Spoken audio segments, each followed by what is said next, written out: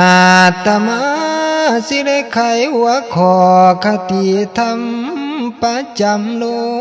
กผู้มีโศกสิได้พอได้ฟังขอบอนแสดงผู้เทียมือสิได้แจ้งแสงสว่างสิปรากฏนี่เม็นสุนทรโพธิพุทธองค์โดยแท้อาตมานั้นธนากรนำมาแด่บรรณาการเล่าภาคฝากยุ่งญาติผู้มักแด่พ่อได้แก่สวงเงาผู้ฟังธรรมพุทธเจ้าหลายเหล่านั้นจิตได้ของข้ากะใจคนทางอาหารจางเข้มสมเผ็ดหวานที่ท่านแต่งง้อมหรือแกงปนเปียงหมูต้มบะจี้เจือนอาหารกินภาคพื้นดาดืนได้กินกันมักไปมันหักต่างกันไปคูณเสียนล้างคนกินเผ็ดใดพองกินเค็มกับโพดต่างวางว่าจางจืดสมขมเปรี้ยวหักต่างกันการฟังเทศมือนี้นั้นก็คือดังโดยเหมือนบางคนเหมือนเสียงยาวได้กล่าวเตือนติสามว่าคือลำคือลองผิดทำนองพุทโธวาดประมาทพระผู้เทศจ้อยสิพลอยได้บาปได้เวียนนักธรรมะจะต้องเว้นนั่นเว้นบาปอาฆาติกรรมตำหนิสิเป็นกรรมกิเลสในใจแป้วบ่แม่นแนวสิทำให้จิตใจแจ้งกระจ่างให้ทำตามโนแต่เขาบุหันเท่าว่าเก่าหลังคือว่าตั้งแต่ครั้งสมัยก่อนตอนโกกม้วนพระสงฆ์สาวกประกาศธรรมเพื่อเผยแผ่จุดประสงค์เพื่อหวังแก้ทิฏฐิคุณในถือกทรงผู้ลังคนนั้นจะต้องในจ่าเว้าก้าวผ้าเดียงเว้าสันบ่เรื่องบ่ยอมเงียงโสตาจังเก่าสาลาพันยากอมกะใจใส่จามเกิดศรัทธาเสียงห้องเป็นธรรมนองกระแสวาดได้สามารถอ่านขอได้เห็นพ่อนั้นหอมของผู้เฒ่าก็ทรงได้ยุกย่องประเทศของสมเหมาะแสดงธรรมได้ไพเราะก็มากงที่ทรงย่องบ่ผิดของนกเทศแลเราเฮาได้ออกเอ่ยสิผิดแน่ตั้งแต่เตยจังเคยพอบ่คอยสวยโปรดสาละกิเลสตัวนี้ด้วยอย่าทวงทักหักหานโปรดสงสารจิตคุณเปื้อนเขาให้เศร้าเหี่ยงการเทศเสียงคือแจ้งขอคติธรรมตันกาวะเย้าเพื่อให้ซึ้งถึงใจท่านผู้มักเสียงคอยฟังไปสิหูเดืองขอเพียงงานวิจารณ์ตามกะสิเห็นความงามภาคคาถาธรรมสอนเปลี่ยนคำก่อนเล่าเมืองบรรณาการลานคาเทศนาโนนัง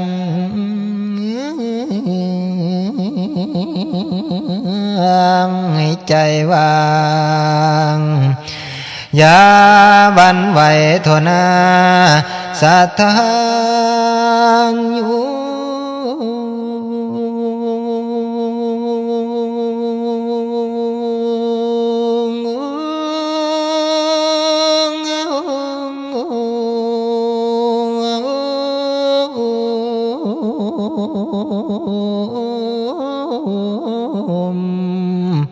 นมเอาละเศร้าพักไว้ประกาศอันแถลงการฟังวิจารณ์สุภาษิตที่ยุกมาจางอาตมาและวังไว้ตนเป็นคำก่อนเอื้อนหูว่าอาจิรังวัตยังกายโยแปลว่ากายบ่อยู่ยังยืนมันแต่ยังใดปัทวิงอธิเศษสติแม้นจังใดจะต้องได้สินนทับทุ่มดินสุดโทอเปตาวิญญาณู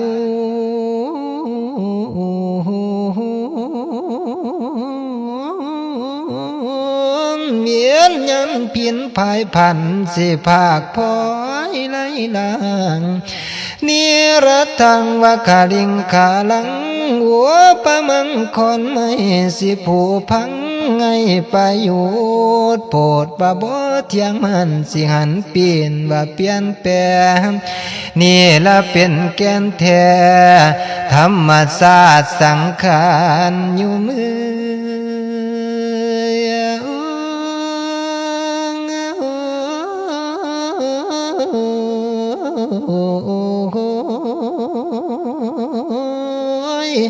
ภัยวิจารเนืองสิทุกข์คายหายเว้นเคียดบ่เห็นสิมองเศร้าบ่บันเทาทุกขเวทฟังเทศของอาตมามือนี้สติตั้งให้ต่อตามโปรดอย่าได้คันคามมันเรื่องแก่เจ็บตายสัตว์ทั้งหลายในโลกาต่างกะพากันพร้อมบ่มีภัยสิหนีพ้นกฎของกรรม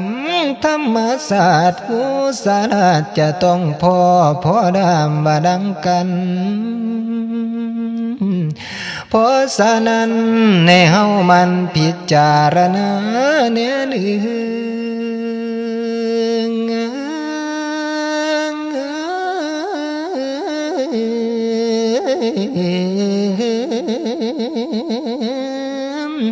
ถึงกายสังขารคู่สุวรรณเองเศร้าวานสารธรรมุมีสรังอนัตติตุ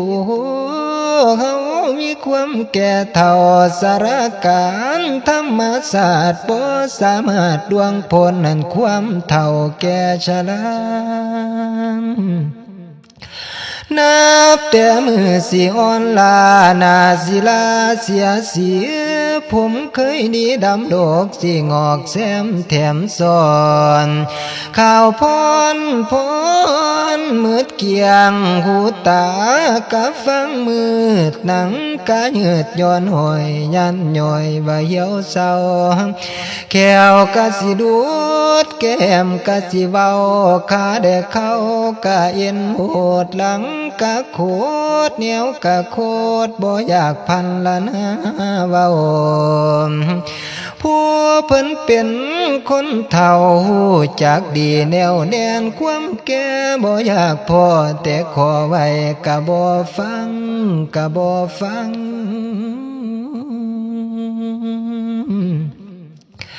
พญาติธรรมุมีพญาติงานาติโตพญาติกะบ่ตัง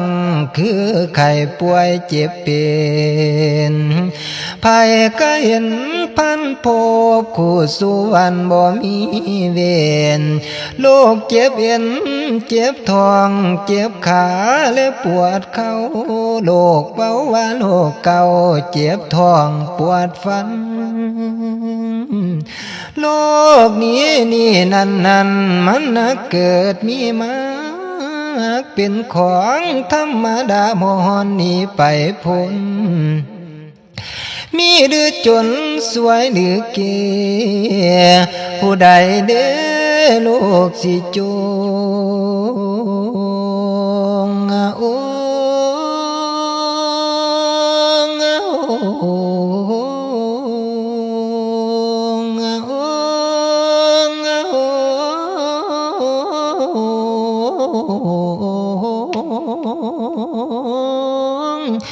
แม้นตั้งแต่พระสงฆ์สามณินกะบ่เว้นสิเห็นพอนั้นพบพานหูจังสีแล้วยายันบาดพ่อผ่านโลกข้ามามึงมาพยาทีต่อสติเตรียมต่างก็พลังใจไว้มานุใส่สู่ต่อไปหาหมอให้เพิ่นสวยบ่ถึงข้าวหมดมวยก็คงยังนั่นอยู่ยังในที่สุดจะต้องพังพาดทาบักโลกข้ามืดปัญญายังไงสิภัยพร้อมโยมแพ้เมียนแต่หมอก็ยังแย่หมดเวียที่ถ้าหอดที่ยาดีคือจีลางไฟเผาทิมแล้วจังหายละนาแม่นบ่อยู่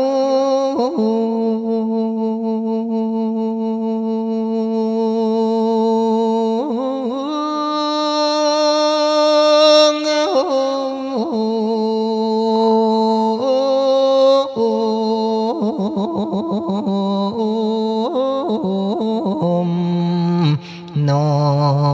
นบัดนี้เข้าเขตค่ายกำฝ่ายมรณังงานิจังพยาทีเทศนามาแล้วยังแต่ตายทอนี้เดียวบ่ทันแจ้งที่สภาบานี้ได้อ่านให้สิพ่อได้ว่าไต่ตองว่ามรณะธรรมุมีมรณะงานาติโตสังขารหกทุกอย่างต้องถึงแตกสลายลาบสาหัสทั้งหลายต้องตายมาหมดมละนังสิ้นทับถมดินเสมอเพียงกันมละนาดบ่อาจอยู่คำฟ้าสิวังเมียนว่าเปลี่ยนคันพองความตายว่านั้นเป็นของเที่ยงคงทนคนบ่ตายบ่มีเลยลังดาเคยควันฟูงสิยุดสูงเพียงฟ้านาทากะแล้วแต่เท่าแก่เด็กหนุ่มน้อยสาวจ้อยได้เบาจีทั่วสากลกับปนปีมาจุราชกะทำถึงเวลาบ่ทนฝืนสิคำคืนเว้นมือถือเป็นธรรมดาแท้บ่มีแปรปิ่นไปดินบ่ลุ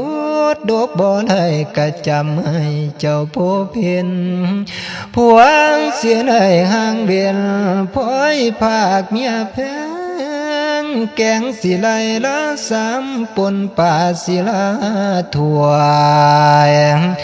รวยศิลาจนให้นี่ไก่คนละโลกโบกศิลาจากเบียเมียเสื่อนเจ้าสังผัวบัวสิไก่จากน้ำหวังสิห่างฝูงป่าสิงนาสารพัดสิภาคพ้อยคนเมืองนักเทศเสียงละไม่หอยถอยตัวสิ้นจากที่เส้นมาพระอาจารย์มีเกียรติพระอาจารย์สาลีจังสีกลับไปแล้วว่าหางนี้นอกจากนี้นักเทศใหญ่หลายองค์เพิ่นกระปงชีวิตจากไปทั้งนานไปสวรรค์หมดแล้วไล่ลาทิมปอยพระเกจิน้อยใหญ่หน่อยก็ไปจอยบ่ห่วงยังเก่งปานใดก็บ่ยังกะลวงละนี่หลวงปู่สิได้ลาผู้ดาวางดอยผาย้อย หลวงปู่ซาก็ไปจอยนี่ดงพงป่าหลวงพ่อคุณผู้เก่งกากอกยาทิมบอกไว้หันหลวงปู่มันหลวงปู่ฟันสลาหางได้วางหลวงปู่พางได้ลาล้วนเอิดวิไลไพดาวหลวงปู่ขาวก็เลยเว้นทำกองเพื่อนคงเขตหลวงปู่เทศวัดมากเป่งสลางวางคันหลวงปู่แหวนแต่กี้นั้นไผกะสาบูสาคุณเพิ่นกะเสียมีส่วนฝากแต่คุณควรยององค์ใดๆก็ตายต้องบัดถึงเขายังบ่อยู่ผู้ศักดิ์สิทธิ์ฤทธิ์ที่เยี่ยมได้โลนกะสร้างตามหลวงปู่ทวดผู้เหยียบน้ำทะเลเจือจางให้เพิ่นกะไว้สังขารตั้งแต่นานเนิ่นลามหลวงพ่อโตผู้ใจปั๊มมนุธรรมสูงทรงเพิ่นกะปงสีไฟเหนือแท้ตั้งแต่นั้นหลวงพ่อโสดบาดปากนำผู้สร้างก่อธรรมกายเพิ่นกะไว้ชีวิตฝากแต่ธรรมมันสูงค่าหลวงปู่มาเทพเจ้าลุ่มน้ำสีก็จากที่อาตมาผู้กำลังเทศอยู่นี่หรือโยมกำลังฟังอยู่นี่บ่มีบ่สิบ่ไปโยมพ่อแม่ที่อยู่ไกลหรือไกลห่างทั้งไกลอยู่เมือง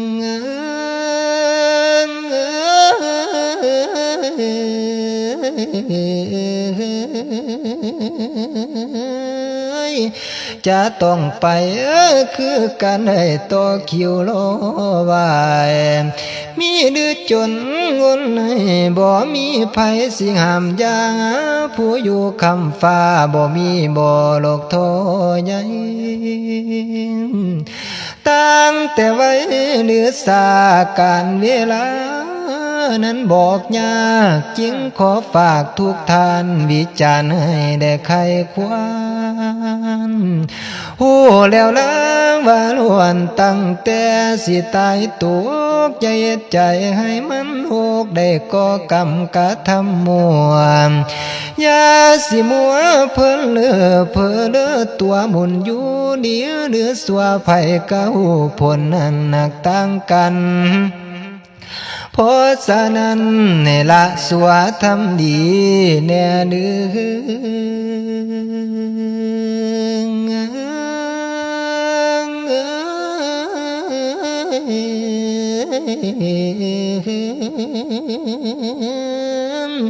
บารมีให้สะสมสิหุ่งในกะใจล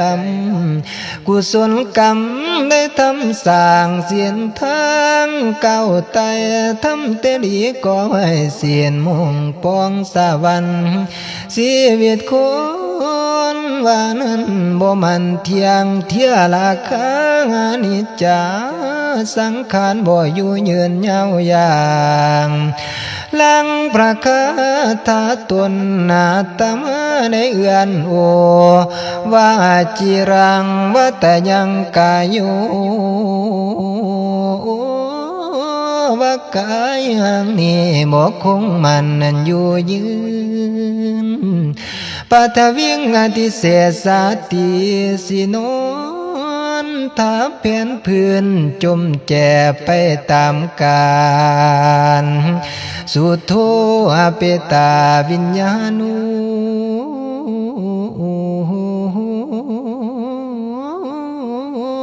ให้วิญญาณไผกะปล่อยวางเศร้าไว้นิรัตถังวะคาลิงคาลังหัวปะมังคนไม่สิผูพัง ให้ประโยชน์เพิ่นเทศโพดจังสีก็ขอให้ใครควรเมื่อนี่ทุกท่านหวนผู้มาหวมทำบุญสิเกิดควรมาสานถ้าท่านทำตามนี้โปรดทำเดียวไว้สิเป็นบุญหนุนทรงอานิสงส์ส่วนนี้บ่มีเศร้าว่าเป่าสูญท่านเสียหายจากบุญเสียวปุ่นกาใจเจียดอานิสงส์บุญดีนั้นมากมีสิริดำโปรดจงนำใจน้อมในธรรมที่เอื้อนแอวอาจิรังวัตยังกายโยคือหลังอาตมาเทศนาบาแล้วให้ต้องทวนสุ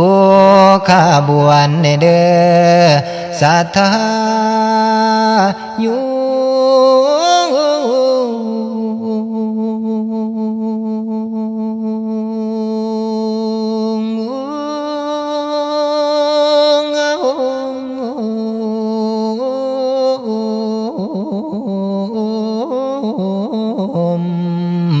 เด้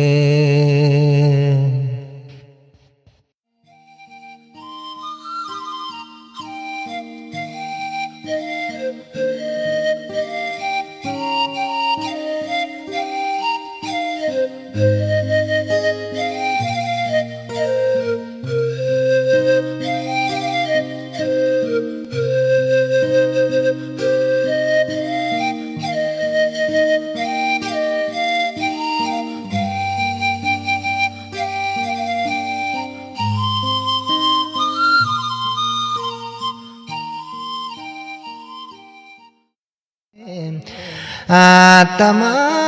สิได้ไขหัวข้อคติธรรมประจำโลกผู้มีโศกสิได้